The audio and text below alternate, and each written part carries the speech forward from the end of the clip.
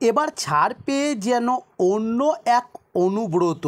তবে জেলে কি এমন ঘটেছিল অনুব্রত মণ্ডলের সঙ্গে সেটাই জানাবো আজ। তবে 2 বছর আগে আগস্ট মাসেই গরু পাচার মামলায় অনুব্রতকে গ্রেপ্তার করেছিল সিবিআই। বোলপুরের নিচপটি বাসিন্দার ঠিকানা হয় আসানসোল জেল। তবে সেখান থেকে ইডি তৃণমূল নেতাকে হেফাজতে নেয়। এরপর থেকে তিহার জেলে বন্দী ছিলেন বীরভূমের বেতাস বাদশাহ। তবে এবার অবশেষে জামিনে মুক্তি হয়ে নিজের জায়গায় ফিরতে চলেছে এবার অনুব্রত।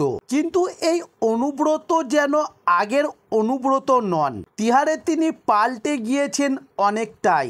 আসলে ওজন কমিয়ে রোগ সারিয়ে ফেলেছেন তৃণমূলের বাঘ। তিহার জেলে কেজি ওজন কমেছে অনুব্রত মণ্ডলের। প্রায় নির্মূল হয়েছে পুরনো রোগগুলিও। তবে জেলের হাসপাতাল এবং দিল্লির নামী বেশ কয়েকটি হাসপাতালে নিয়মিত চিকিৎসা চলেছে অনুব্রতর। তবে গত 18 মাস ধরে তিহার জেলে বন্দী ছিলেন অনুব্রত।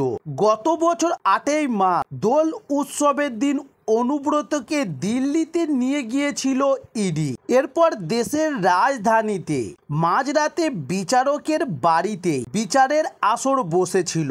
তারপর তিহার জেল যাত্রা, যেখানে ক্রমশ শারীরিক অসুস্থতায় ভুগেছিলেন তিনি। তবে আদালতে হাজিরি দেওয়ার সময় তাকে আনতে হয়েছিল হুইল চেয়ারে। কয়েক মাস আগেও আদালত চত্বরে দুর্বল অশক্ত অক্ষম সেই অনুব্রত মণ্ডল এখন অনেকটাই সুস্থ বলে জানা যাচ্ছে। তবে তিহার জেলের সূত্রে খবর, এই 18 মাসে প্রায় 30 কেজি ওজন কমিয়েছে অনুব্রত মণ্ডল। তবে নিয়ম মাফিক চিকিৎসার কারণে বেশ কয়েকটি ছোটখাটো অসুখ থেকেও মুক্তি পেয়েছেন তিনি।